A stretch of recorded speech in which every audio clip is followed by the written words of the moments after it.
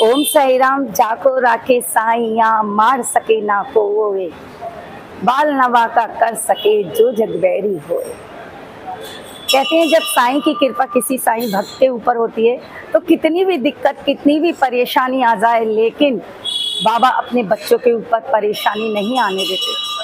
बाबा की उदी के अनेकों चमत्कार हैं।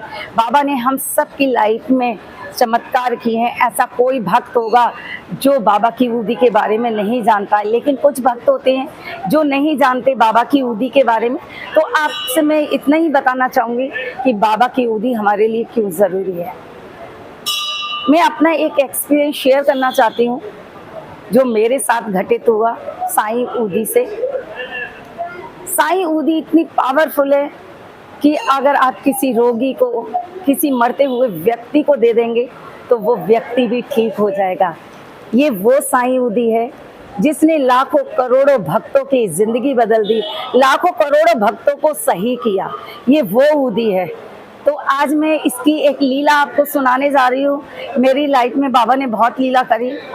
बहुत टाइम पहले की बात है, जब मेरी बिटिया बहुत छोटी थी और वो कम से कम 6-7 साल की थी।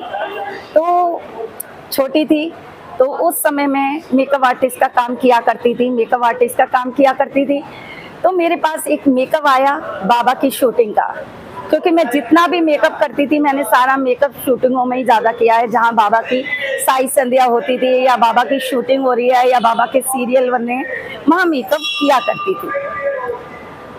वहाँ से मेरे पास फोन आया कि मैडम आपको आना पड़ेगा, एक बाबा की शूटिंग है तो आप आ जाइए। मैंने कहा ठीक है।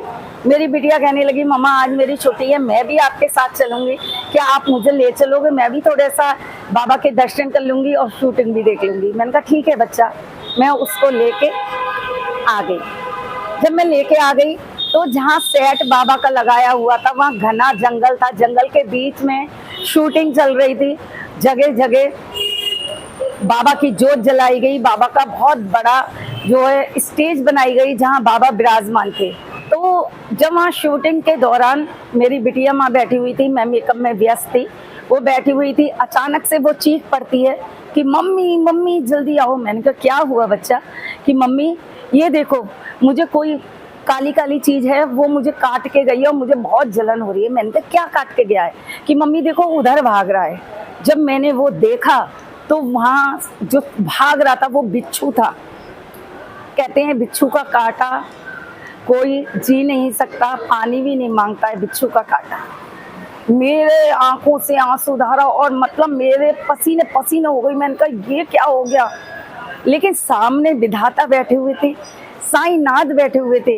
मुझे उनके ऊपर पूरा विश्वास था, पूरा भरोसा था कि बाबा कुछ ना कुछ करेंगे।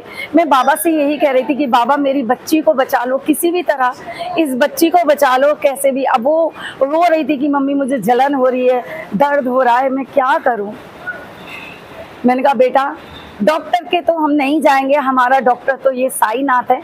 मैं बाबा के पास गई, वहाँ बहुत सारी धूप बत्ती जलाई गई थी, मोटी मोटी धूप बत्ती जलाई गई और उसकी जो राख निकल रही थी वो मैंने ली और उसके पैर पे लगा दी जहाँ बिच्छू ने काटा।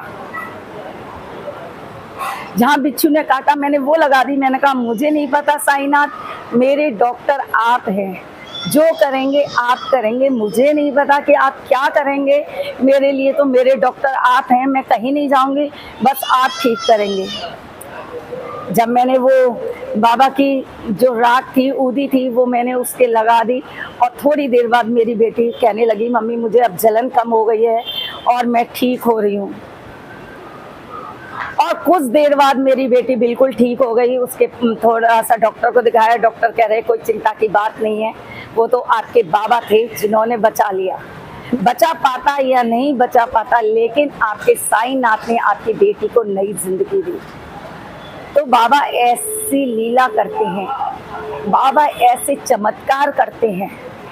बाबा की उदी ऐसी है कि जो बड़ी से बड़ी कैंसर है, बड़ी से बड़ी बीमारियां हैं, उनको भी दूर करते हैं।